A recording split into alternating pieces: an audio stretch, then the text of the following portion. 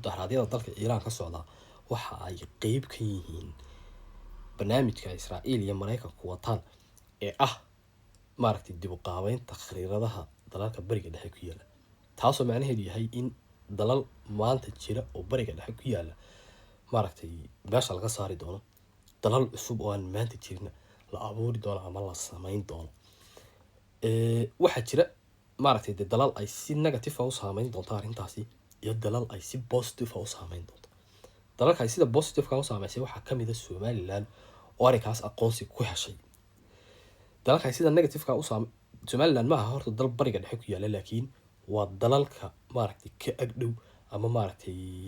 aadka ugu dhow bariga dhexe. Yemen oo maaragtay Somaliland 260 kilomitir oo kaliya u jirta waxaa lagu tiriyaa inay ka mid tahay dalalka bariga dhexe, waana dalalka la doonayo in maaragtay khariiradooda dib wax looga bedelo oo maaragtay lagu celiyo sida ahayd 1991 iyo laba loo kala qaybiyo koonfurta Yemen laga dhigo dal ka madax banaan Yemen inteeda kale. marka dalka ugu weyn ee maaragtay saameynta negative ku yeelan doonto barnaamijkan maaragtay dib u qaabeynta khariiradaha dalalka bariga dhexe waxa weeye waa dalka Iiraan ha dhawaato ama ha fogaato dalka Mareykanku wuxuu ku qaadi doonaa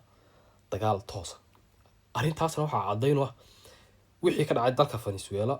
oo maaragtay Venezuela waa dalka haysta shidaalka ugu badan ee caalamka. dhammaan jasiiradda carabta dalalka ku yaala marka la isku geeyo shidaalka ku jira waxa ka badan ka maaragtay dalka Venezuela oo kaliya ku jira. sidaa darteed Mareykanku haddii uu dalka Iiraan uu ku qaado maaragtay dagaal,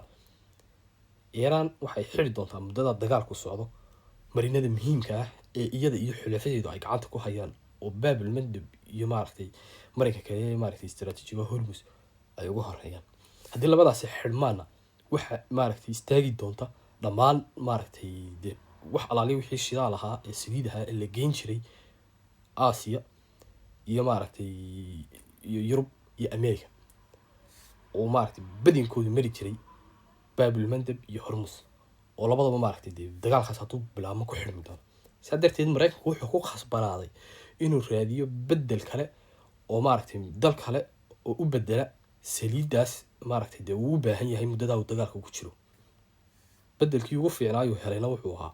dalka Venezuela, waana ta keentay Mareykanku inuu intuu Venezuela weeraro madaxweynaheedina la soo baxo iyadoo maaragtay caalamka oo dhan wada arkayo maaragtay una qarsaninba.